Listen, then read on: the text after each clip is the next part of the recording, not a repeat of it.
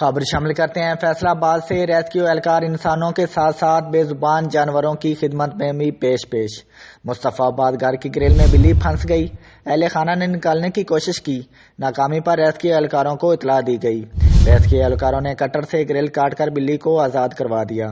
اہل محلہ کی جانب سے ریسکیو اہلکاروں کی کاوش کو سراہا گیا۔ افسوسناک خبر شامل کرتے ہیں فیصلہ آباد سے۔ لاہور روڈ گٹ والا ٹول پلازا کے ساتھ بس ٹکرا گئی۔ ٹول پلازا کے ساتھ ٹکرانے کے بعد بس الٹ گئی۔ مزید تفصیلات جانتے ہیں فیصلہ آباد سے علی حسن صابری کی اس رپورٹ میں۔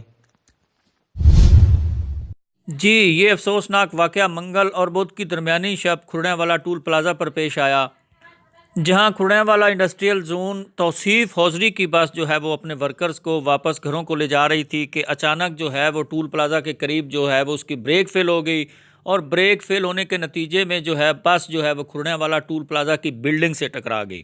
بلڈنگ سے ٹکرانے کے بعد جو ہے وہ بس الٹ گئی، جس میں کہ 50 ورکر سوار تھے۔